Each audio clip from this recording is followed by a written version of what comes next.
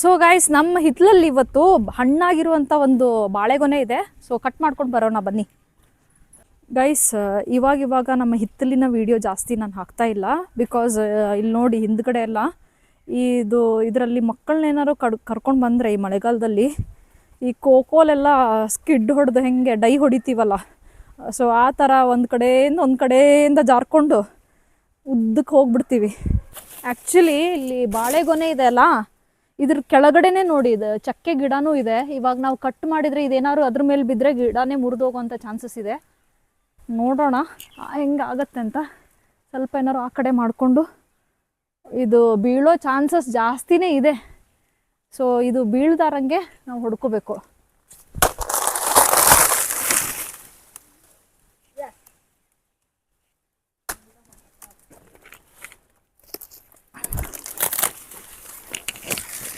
ಈ ಕಡೆ ಬೇಕಾ?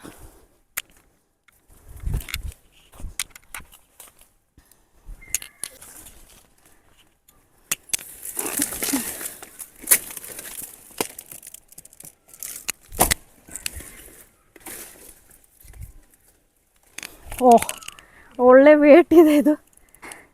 ನನಗೆ ಅನ್ಸಿದ ಮಟ್ಟಿಗೆ ಒಂದು 15 kg ಹತ್ತತ್ರ ಇರ್ಬೋದು ಇದು. ಸೊ ನೋಡೋಣ ಎಷ್ಟು kg ಇದೆ ಅಂತ.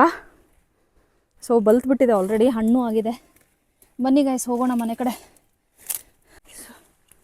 ಸೊ ತುಂಬ ವೇಟ್ ಇದೆ, ಒಬ್ಬರೇ ಎಲ್ಲ ತೊಗೊಂಬರ್ಲಿಕ್ಕೆ ತುಂಬ ಕಷ್ಟ. ಸೊ ಎಷ್ಟು kg ಇದೆ ಅಂತ ನೋಡೋಣ.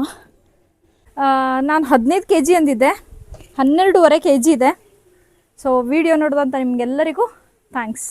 ಮತ್ತೊಂದು ವಿಡಿಯೋದಲ್ಲಿ ಸಿಗೋಣ. ಬಾಯ್.